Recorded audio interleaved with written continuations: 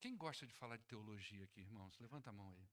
Olha que coisa bacana, muita gente gosta, né? E eu vou falar de uma teologia que eu estou aqui há 10 anos, eu acho que eu ainda não falei. Vou fazer 10 anos agora aqui nessa igreja. E eu ainda não tratei desse assunto. E vou tratar hoje a pedidos. Acredite nisso, me pediram para tratar desse assunto.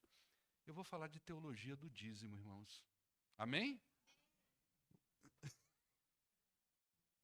É um tema que muitas vezes é difícil de ser tratado e às vezes é desconfortável de falar isso na igreja, né?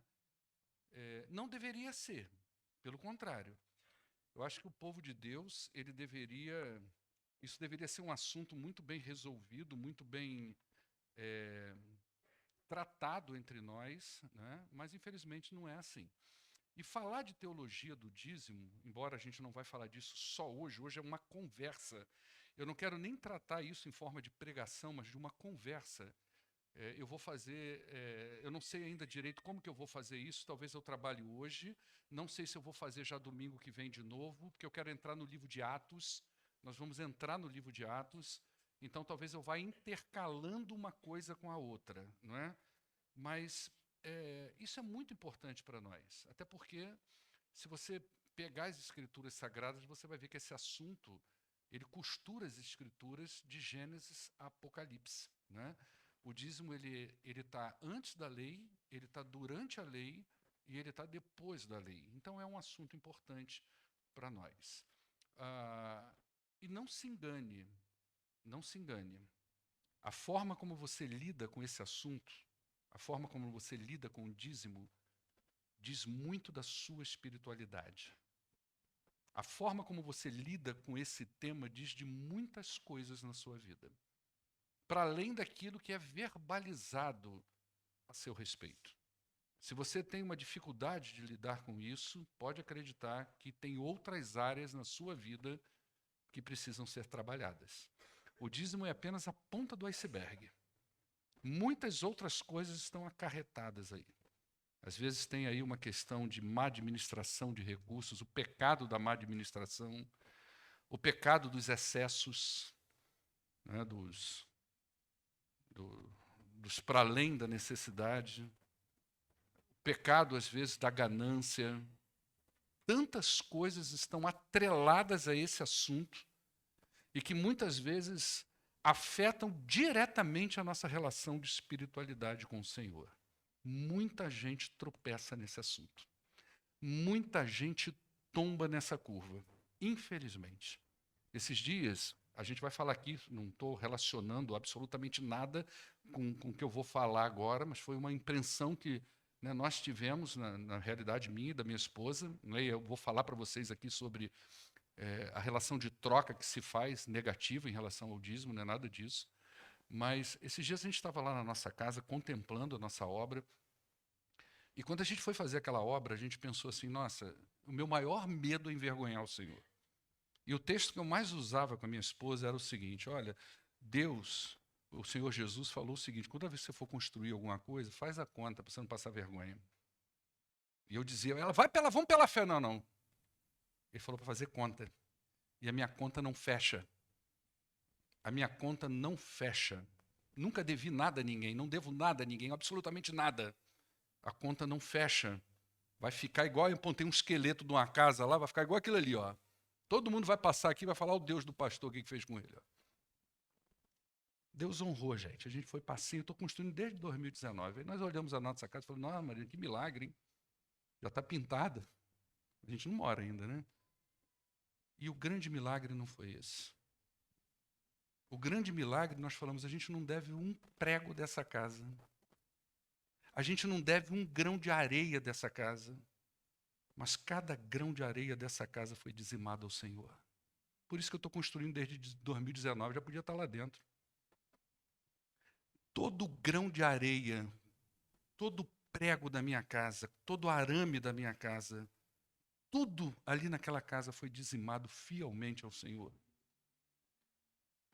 Isso é uma relação espiritual que eu e minha família temos com esse tema. A gente não vê troca. Podia não estar lá essa casa, não ia mudar nada para nós. Nada. mas nós temos uma relação espiritual com esse tema. É uma coisa resolvida para nós em todas as áreas da vida da gente. Eu queria conversar um pouquinho sobre isso com vocês. Eu não vou abrir hoje num texto específico, nós vamos vasculhar alguma coisa, tá? E vai ser mesmo uma conversa, né?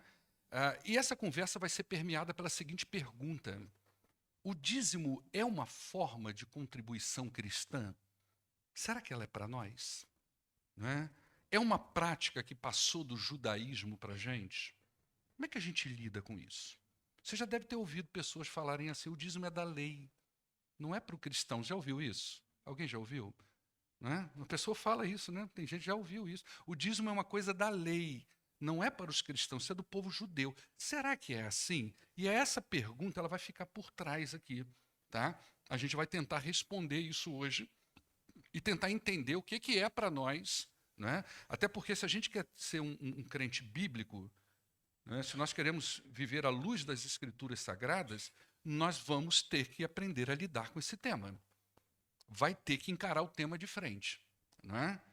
Então vamos lá. Do ponto de vista bíblico, o dízimo ele tem origens muito remotas. Então, por exemplo, abra sua Bíblia em Gênesis capítulo 4, tá? E você vai ver aqui, não tem nome de dízimo isso aqui, tá certo? Não tem nome. Dos versos 1 a 5, você vai ver assim, ó, Adão teve relações com Eva, sua mulher, e ela engravidou e deu à luz a Caim. Disse ela, com auxílio do Senhor eu tive um filho homem. Voltou a dar à luz e desta vez a Abel, irmão dele. Abel tornou-se pastor de ovelhas e Caim agricultor. Passado algum tempo, Caim trouxe do fruto da terra uma oferta ao Senhor. Abel, por sua vez, trouxe as partes gordas das primeiras crias do seu rebanho. O Senhor aceitou com agrado Abel e sua oferta, mas não aceitou Caim e sua oferta. Por isso Caim se enfureceu e o seu rosto se transformou. Ok? E aí você vai ver a história, né, percorrendo, Deus falando que o pecado está na porta, por isso que é uma relação espiritual. A ação de Caim é uma consequência, isso já aparece aqui nas origens da oferta dele, a gente não vai destrinchar isso aqui agora, mas nós temos aí uma primeira referência a alguém que pegou alguma coisa e disse: eu vou entregar isso aqui ao Senhor. Eu vou devolver isso aqui ao Senhor. Um trouxe daquilo que produzia, o outro trouxe daquilo que ele também produzia. Depois a gente vai ver uma outra referência em Gênesis, ainda no capítulo 14, no verso de número 17. Agora a gente já tem uma coisa, um nome que está sendo dado, né? É quando Abraão, depois de voltar de uma guerra, de uma batalha intensa, ele encontra uma figura misteriosa no meio do seu caminho, chamado Melquisedeque, e aí no verso 17 a 20 do capítulo 14, diz assim: voltando Abraão da vitória sobre Quedorlaomer e sobre os reis que a ele se haviam aliado, o rei de Sodoma foi ao seu encontro no vale de Safé, isto é, no vale do rei. Então Melquisedeque, rei de Salém e sacerdote do Deus Altíssimo, trouxe pão e vinho e abençoou Abraão, dizendo: bendito seja Abraão pelo Deus Altíssimo, Criador dos céus e da terra, e bendito seja o Deus Altíssimo que entregou os seus inimigos em suas mãos. E Abraão deu o dízimo de tudo. Aqui você já tem um nome, né? Por que você tem um nome aqui? Porque aqui já está sendo quantificado. Lá em Caim, Abel não tem quantificação. Aqui você já tem uma quantificação de alguma coisa, né? Depois você tem aí em Gênesis, ainda no capítulo 28, no verso 20, você tem o Jacó, que é o neto do Abraão. Vou ver aqui, capítulo 28, verso 20. A palavra de Deus diz assim: então Jacó fez um voto dizendo: se Deus estiver comigo e cuidar de mim nesta viagem que estou fazendo, prover-me de comida e de roupa e levar-me de volta em segurança à casa do meu pai, então o Senhor será o meu Deus. E esta pedra que hoje coloquei como coluna servirá de santuário de Deus, e tudo o que me deres, certamente te darei o dízimo. Então está aí mais uma fala dos nossos patriarcas, quantificando. Então, esses patriarcas ofereceram a 10ª parte. A palavra dízimo, ela significa literalmente 10ª parte. É isso que significa o texto. Não adianta a gente inventar moda, falar que é outra coisa, porque os outros estão fazendo bagunça com dízimo, que é o que acontece por aí. Né? É o que a Bíblia está dizendo, é isso. Então, uma quantificação.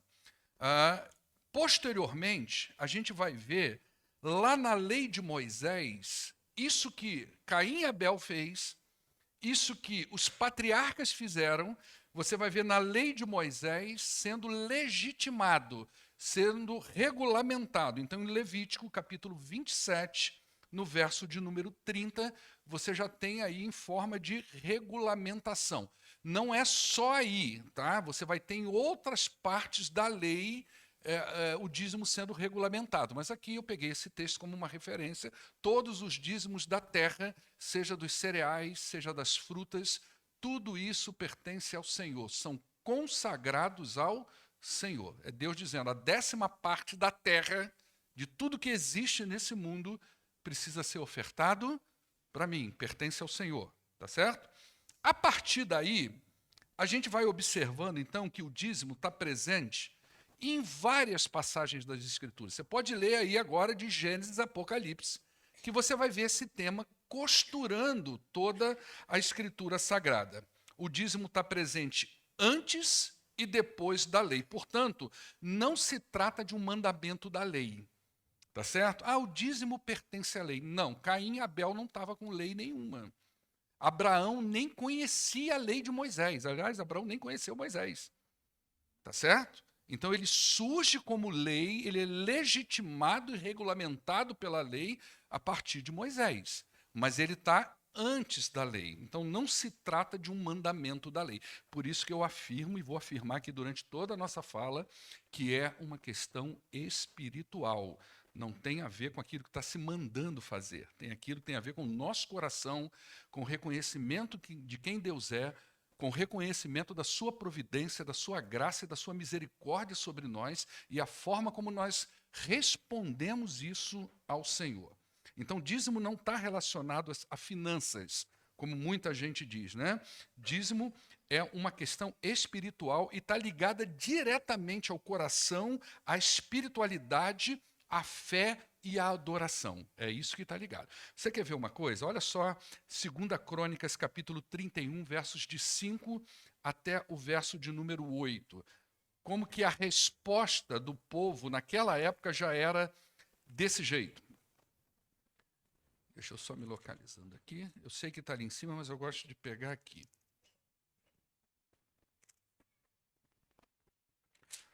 O rei Ezequias assume o reinado de Israel e começa a pôr as coisas em ordem. Tá? E aí o povo de Israel responde a isso. O coração do povo está avivado. O coração do povo está feliz com aquilo que está acontecendo. E aí, a partir do verso 5, diz assim, do capítulo 31, a palavra de Deus diz assim, olha. Assim que se divulgou essa ordem, os israelitas deram com generosidade o melhor do trigo, do vinho, do óleo, do mel e de tudo que os campos produziam. Trouxeram o dízimo de tudo e era uma grande quantidade. O que é isso aqui? O dízimo está aparecendo aqui para eles como resultado de gratidão, como resultado do que Deus está fazendo no meio desse povo, de como Deus está mexendo, como Ezequias agora, ele trouxe a lei do Senhor, está fazendo uma reforma no templo, está começando a tirar os ídolos do povo de Israel, o povo está se voltando para Deus. E esse avivamento que está acontecendo no povo vai gerando no povo um coração generoso, grato a Deus, reconhecendo aquilo que Deus está fazendo no meio do povo. Então o dízimo é uma questão espiritual, ele está ligado ao coração, ele está ligado à fé, ele está ligado à espiritualidade, ele está ligado à nossa adoração ao Senhor. Então nesse momento é uma coisa interessante que eles respondem com generosidade. E é interessante porque baseado na oferta que era feita pelo pecado, você vê isso no livro de Levítico, O pastor João Falcão Sobrinho, um escritor batista muito conhecido entre nós, ele diz que o cordeiro, que era o sacrifício, que era a oferta que o povo levava, não é, pelo pecado, era uma celebração de esperança na vinda do Cordeiro de Deus, na vinda do Senhor Jesus, que haveria de tomar sobre si a culpa dos nossos pecados e das nossas dores. Então, baseado nessa informação, esse autor diz que o dízimo do Antigo Testamento, na verdade, era um dízimo ofertado ao Messias que havia de vir. Por isso eles ofertavam, por isso eles levavam, com esse coração esperançoso nesse Messias que há de vir. O Messias já veio. E a nossa expectativa agora não é pela primeira vinda do Messias, mas pela volta do Senhor Jesus Cristo. Não é? Então, com a vinda de Jesus, os sacrifícios de animais, o próprio sacerdócio humano, essas coisas foram abolidas. Então você não vem mais para a igreja trazendo bicho para ser sacrificado. Imagina como é que seria aqui todo domingo se você tivesse que trazer um bicho para eu matar aqui atrás. Eu ia selecionar uns caras para trabalhar comigo, né? Washington seria uma boa. Mãozudo, com a tapa só, mata o boi, com aquela corrente dele. Eu levaria para cá, estaria aqui com um avental, matando bicho todo final de semana, como uma oferta. Jesus já veio.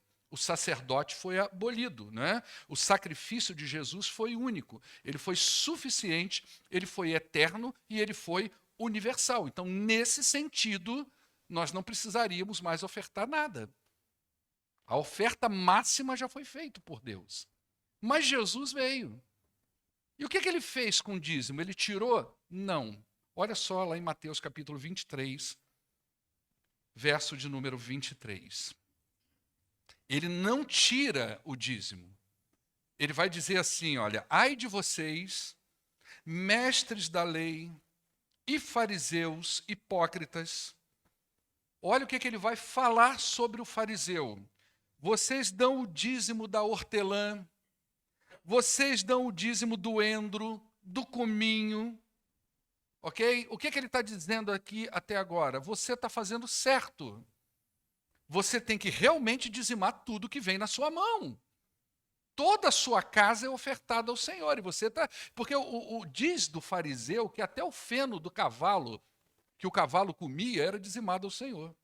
Diz a história que o fariseu ia numa mercearia e ele comprava grãos, ele chegava em casa, contava os grãos para tirar a parte do Senhor. Então ele não está fazendo errado e Jesus não vai criticar essa ação dele. Mas você tem negligenciado os preceitos mais importantes da lei. A justiça, a misericórdia e a fidelidade. Vocês devem praticar estas coisas o quê? Os dízimos e ofertas, sem omitir aquelas. Ou, desculpa, vocês devem participar dessas coisas, ou seja, a misericórdia, a justiça, né, a fidelidade, sem omitir aquela. Aquela qual? Ou aquelas, os dízimos e as ofertas. Ou seja, as coisas estão relacionadas. Não é uma questão daquilo que eu trago no gasofilaço. E eu negligencio todos os outros aspectos das Escrituras Sagradas. O dízimo não é uma questão só religiosa. Ela é espiritual. Ela precisa dizer da minha espiritualidade. Não é? Então, observem que Jesus não está abolindo o dízimo aqui. Ele está criticando a atitude do dizimista.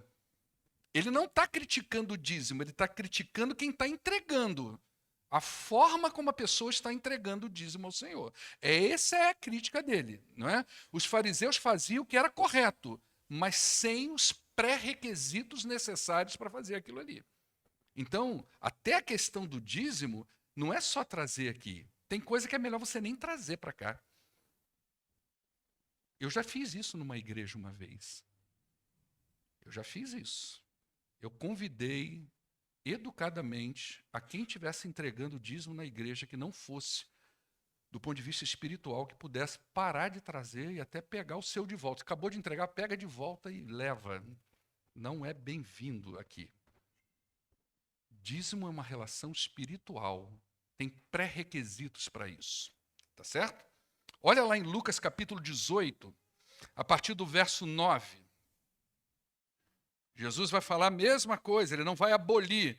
Alguns que confiavam na sua própria justiça Ou seja, tinha uma visão espiritual de que se eu fizer, está tudo certo, não é? Eu confio em mim mesmo. Eles desprezavam os outros. Jesus então contou uma parábola em relação a isso.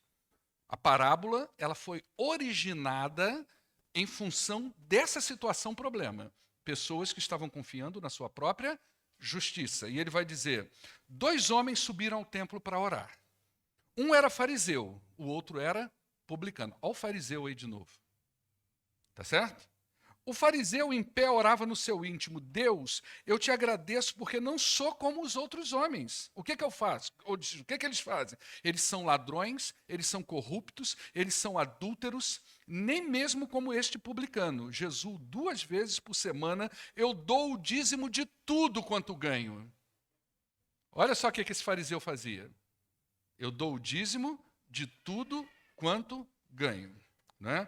Mas o publicano ficou à distância, ele nem ousava olhar para o céu, mas batendo no peito dizia: Deus, tem misericórdia de mim que sou um pecador. Eu lhes digo que este homem e não o outro foi justificado diante de Deus, pois quem se exalta será humilhado e quem se humilha será exaltado. Mais uma vez, ele não está abolindo o dízimo, ele está criticando a atitude de exaltação pessoal daquele fariseu. Né? É como se hoje nós falássemos assim: poxa, tem gente que vai lá na igreja e entrega um dízimo grandão e o cara, eu é que banco o negócio, né? Eu tenho direito de dar as ordens aqui, eu tenho direito de decidir sobre as coisas aqui. Jesus está falando: opa, não é bem assim que funciona. Tá? À medida que vai ficando apertado aqui, gente, se der coceira e der vontade de levantar, eu já falei para o Fausto trancar as portas, não sai ninguém, tá? Vai ficar todo mundo aqui para ouvir. Quem não ouviu, eu vou mandar mensagem pelo WhatsApp. Não pode sair, não. Pô, 10 anos para eu falar isso aqui. Então vamos lá. Então, o que está acontecendo aqui? O fariseu tinha uma atitude de exaltação pessoal. E Jesus falou: opa, isso aí não está certo. Não é? Então, quando nós falamos da contribuição da igreja, presta atenção que agora vai entrar na gente. Tá? Quando a gente fala da contribuição da igreja cristã, essa contribuição não é contabilizada por uma unidade de medida específica. Ok? Realmente, você vai procurar no Novo Testamento, e essa palavra dízimo, se referindo à 10ª parte, você não vai encontrar aqui, nesse contexto do Novo Testamento. Então, nós não temos no Novo Testamento uma unidade de medida para quantificar quanto que o membro de uma igreja ele precisa ofertar ao Senhor como forma da sua adoração. Deu um alívio agora, não deu, gente? Não deu puxa vida, eu estava com uma coisa de 10% na cabeça, agora deu mole. Eu acho que você vai querer voltar para os 10, tá? A unidade de medida da igreja é a generosidade dos crentes. Nós não temos no Novo Testamento um texto que nos fala de quantia de 10%. Não tem. Tá? Mas nós temos alguns textos que nos dão uma ideia muito clara de como deve funcionar a contribuição cristã. Isso nós temos. Então, por exemplo, abre aí em Atos 4:32. Olha o que está acontecendo aí em Atos capítulo 4, verso 32. Da multidão dos que creram, um era a mente e um o coração. Ninguém considerava unicamente sua coisa alguma que possuísse, mas compartilhavam tudo o que tinham. Opa! Começou a engrossar o caldo agora. Tá? Porque aqui, nessa igreja primitiva, não havia 10% de nada. O que havia aqui era 100% de tudo. E agora, José? Não havia 10% de nada aqui. Aqui havia 100% de tudo. Havia 100% de coração, 100% de vida, 100% de comunhão, e não sejamos hipócritas, 100% de generosidade. É muito bonitinho falar de 100% de comunhão, 100% de amor, mas havia 100% de generosidade também. A gente não tem como varrer isso para debaixo do tapete, não dá, não é? A lei, ela exige 10%, está lá na lei. A gente não está, a gente não é da lei, não é? Então estão certos todas aquelas pessoas que dizem que o dízimo pertence à lei. Realmente, a lei, 10%, está lá escrito. O dízimo cristão está para além dos 10%. Ele abrange a totalidade do que temos e a totalidade do que somos. Esse é o dízimo cristão. Então, olha o que Jesus diz em Mateus capítulo 5, verso de número 17 em diante. Agora você vai prestar atenção nesse texto, porque agora vem a facada que roda, que entra com cabo e tudo. Presta atenção, olha só. Não pensem que eu vim abolir a lei, disse Jesus, ou os profetas. Eu não vim. Ou seja, ele está dizendo, eu não vim tirar o que o Antigo Testamento ensinou, o que Moisés ensinou, o que os profetas falaram. Eu não vim fazer isso. Eu vim cumprir isso. Eu vim fazer direito. Eu digo-lhes a verdade, enquanto existirem céus e terra, de forma alguma desaparecerá da lei a menor letra ou menor traço até que tudo se cumpra. Jesus está dizendo, eu não posso pegar o Antigo Testamento e varrer para debaixo do tapete. Pelo contrário, eu estou dizendo que tudo que está aí vai acontecer, tudo que está aí será cumprido. Não é? E aí ele vai continuar dizendo o seguinte, todo aquele que desobedecer a um desses mandamentos, ainda que dos menores, ensinar a outros a fazerem o mesmo, será chamado menor no reino dos céus. Mas todo aquele que praticar e ensinar esses mandamentos será chamado grande no reino dos céus. Agora presta atenção. Pois se a justiça de vocês não for superior à dos fariseus e dos mestres da lei, vocês nunca entrarão no reino dos céus. A graça é superior à lei, inclusive quando o assunto é generosidade. Qual que era o dízimo da lei? Não é 10%? O que Jesus está dizendo? Que você deve superar isso. Então, o que é 10% para o crente? É o seu ponto de partida e não abaixo disso. Olha, é melhor voltar para a lei. Não é? Então, nesse caso, 10% é um referencial, um ponto de partida. Ele é um referencial para quem já deu ao Senhor, já se deu ao Senhor primeiro, e depois ele vai dar aquilo que ele tem. É um ponto de partida. Lá em 2 Coríntios capítulo 8, olha que texto maravilhoso que fala um pouquinho sobre isso também. 2 Coríntios 8, verso 1 até o verso de número 5. Agora, irmãos, queremos que vocês tomem conhecimento da graça que Deus concedeu às igrejas da Macedônia. No meio de uma mais severa tribulação, olha o que esse povo estava passando. A mais severa tribulação. E a grande alegria e extrema pobreza deles, eles estavam vivendo alegria, mas eles estavam também na extrema pobreza. E nessa extrema pobreza, eles transbordaram em rica generosidade. E aí, pois eu dou testemunho, disse Paulo, de que eles deram tudo quanto podiam, e até além daquilo que podiam, por iniciativa própria. Isso partiu do coração deles. Eles nos suplicaram insistentemente o privilégio de participar da assistência aos santos. E aí no verso 5, e não somente fizeram o que esperávamos, mas entregaram-se primeiramente a si mesmo ao Senhor e depois a nós, pela vontade de Deus. É uma resposta, é um resultado de quem primeiro se entregou a quem? Ao Senhor. Por isso que lá no início eu disse assim, não se engane, a sua resposta a esse assunto diz da sua real relação com o Senhor. Esse é um ponto muito nevrálgico na vida de uma pessoa. Ele é muito tenso na vida de uma pessoa, não é? Observe que é uma atitude precedida pela entrega de vida ao Senhor. A generosidade deles é resultante da graça de Deus sobre eles. É graça que resulta na graça da generosidade. Então, essa questão aparece na famosa oferta da viúva pobre. Vamos ler ela, não pode faltar a oferta da viúva pobre, né? Capítulo 12, versos 41 a 44. A gente já está chegando ao final de hoje, né? Capítulo 12, olha a viúva pobre aí. Ela tem. Cadê, Manuel? Coloca aí, filhão. Marcos 12, 41. Jesus sentou-se em frente ao lugar onde eram colocadas as contribuições. Ele estava sentado assim, igual o Vitor, na frente do gasofilaço. Ou então lá em cima, lá onde está o pessoal lá de cima. Ele está observando a cena.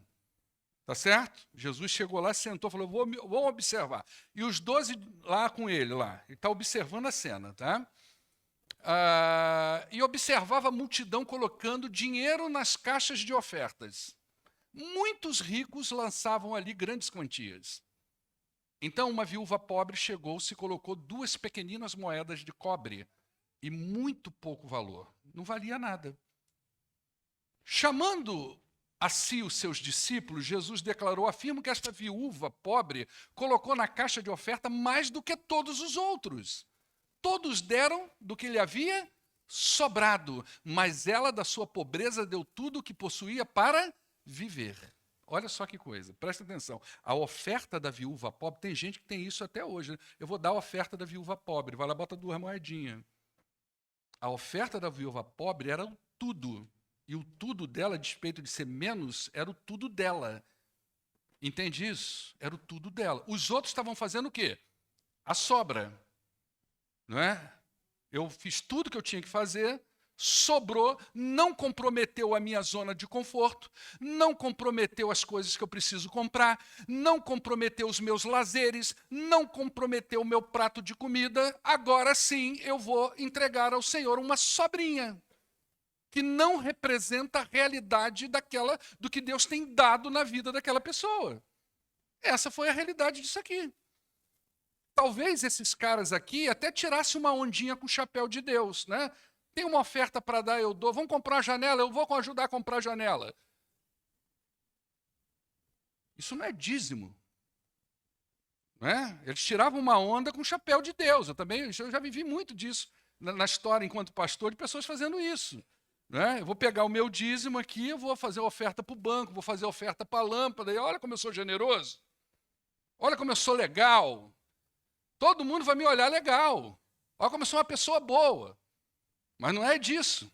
Aliás, se os crentes da igreja, presta atenção nisso, eu vou falar isso um pouquinho mais na frente, se você, meu irmão, fosse dizimista conforme a Bíblia diz para você ser, nós não precisávamos fazer uma bendita campanha nessa igreja. Para nada. Campanha está errado. Entendeu? Está errado. Eu construí um prédio enorme numa igreja de gente assalariada sem fazer uma campanha. Eu, pastor Paulo. Quer dizer, eu era um pastor da igreja. Né? Até que um dia nós olhamos aquele prédio e perguntamos, da onde veio isso? Ninguém sabe, mas era 90% de dizimista assalariado na igreja. Assalariado. Surgiu um prédio, vinha gente de fora, amigo da igreja, isso é testemunho, eu vivi isso, amigos da igreja que chegavam, pastor, vamos fazer um churrasco na cidade, eu coordeno, precisa comprar cimento, tijolo para a sua igreja. Não, meu irmão, aqui quem vai mandar é o Senhor, ninguém manda nessa igreja no seu Senhor. A igreja tinha muito dono também, né? A gente tem que cortar embaixo e botar o Senhor no trono. Não quero oferta de nada. É o Senhor, e não deu outra. Quando a igreja é uma igreja de dizimista, não precisa nem vender hambúrguer do Brito, viu, Brito? Não precisa. Se a igreja tem no coração a oferta de chegar numa campanha, saber que ela tem que fazer uma oferta de missões, a gente não precisa ficar nesse cata-cata de coisa, apertando o pescoço das pessoas, que coisa horrorosa. Tudo sairia no tempo certo, com as coisas certas.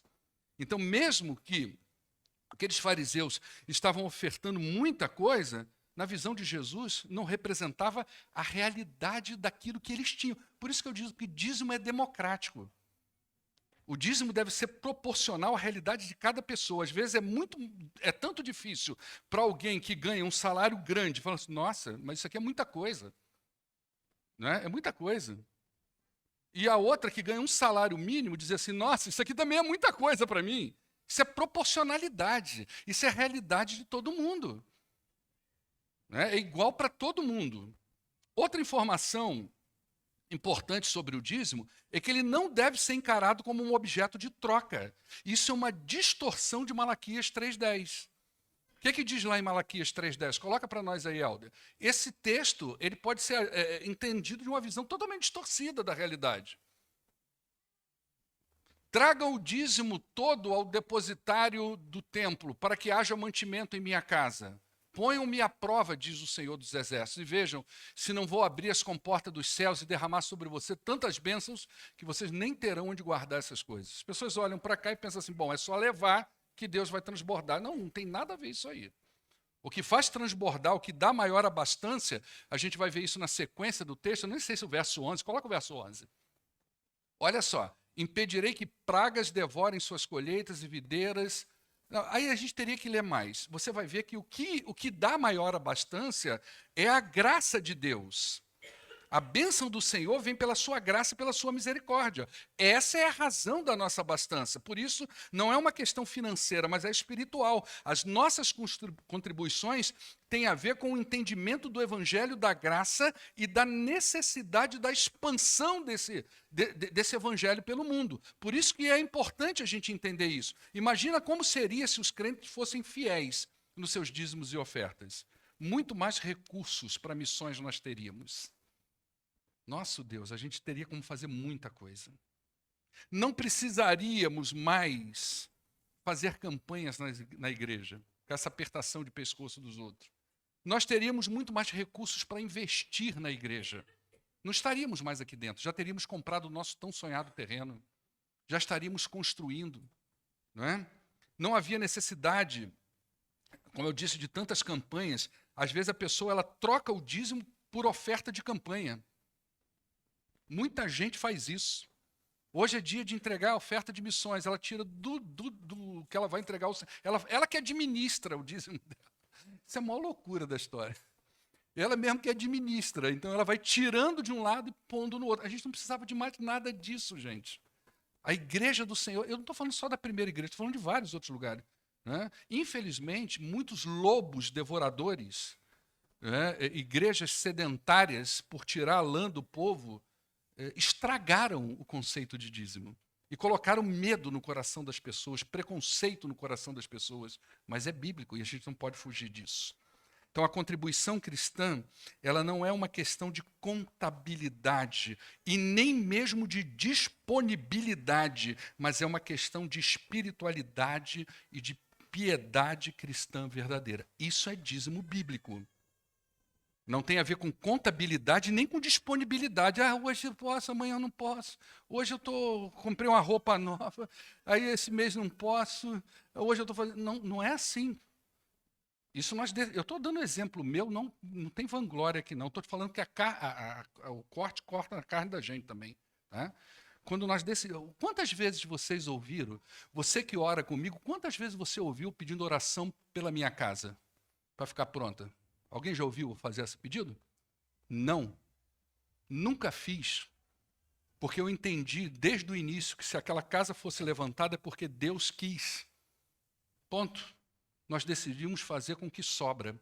Nunca deveria comprometer a nossa adoração ao Senhor. Nunca deveria comprometer o nosso dízimo ao Senhor. Tem que ser com que sobra. Não devo um prego a ninguém. Os outros é que me devem. Não devo um prego.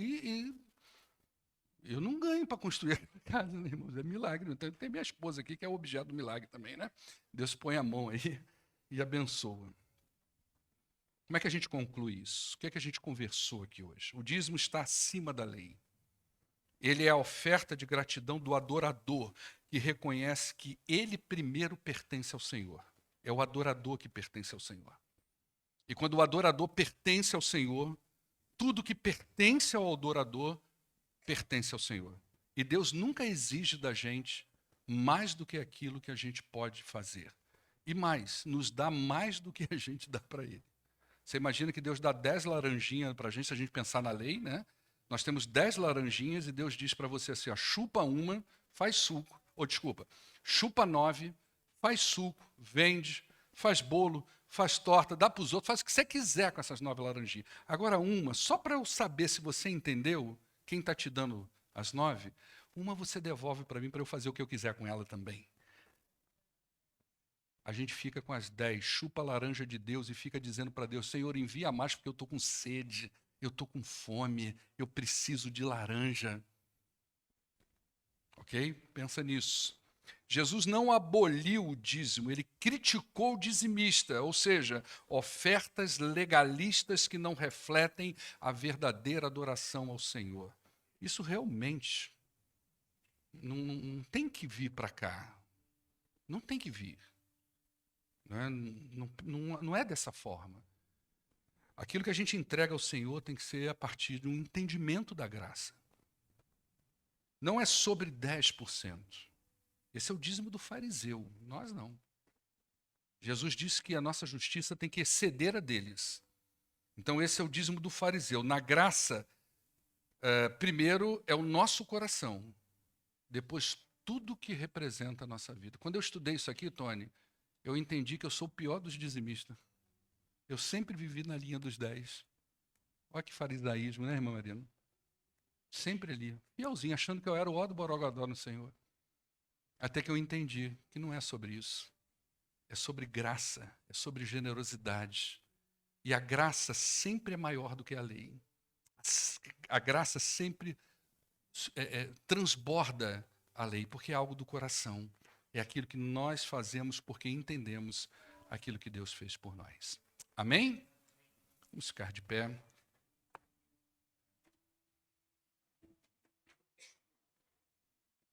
Olha, domingo que vem, só para tranquilizar os nossos corações, eu não vou falar desse assunto, tá? Então pode vir na boa. Não, eu sei que é alimento, mas eu vou em doses homeopáticas. Eu vou em doses homeopáticas. Talvez eu fale mais sobre esse assunto ao longo desse semestre, mas assim, doses homeopáticas para a gente absorver, porque eu acho que isso é bênção para nós. É bênção para nós, é questão espiritual e questão de adoração. Nós batistas não falamos muito de dízimo. Você vê que eu estou aqui há quase 10 anos e estou falando disso hoje porque, entre aspas, né, houve umas cobradas. E aí, pastor, numa reunião de liderança aqui, alguns irmãos falam, e aí, não vai falar de dízimo na igreja? Pois é, né? Mas para a adoração do povo, a gente tem que tratar desse assunto, sim. Pai, muito obrigado, Deus, por esse tempo. Eu louvo o Senhor por isso. E peço ao Senhor, em nome de Jesus, que aplique essa palavra ao Deus, que às vezes é desconfortável até para eu falar isso. Até para que eu pronuncie isso é desconfortável. Mas é bíblico, precisa ser tratado, precisa ser falado, é cura para o teu povo. É bálsamo para o teu povo, é alimento, é edificação para o teu povo. Eu peço que o Senhor aplique isso, ó Deus, da maneira como lhe apraz, para a honra e para a glória do teu Filho Jesus. Pois é em nome dele que nós oramos, hoje e sempre. Amém. Dá um abraço na pessoa que está do teu lado. Deseja a paz de Jesus. Que Deus te abençoe.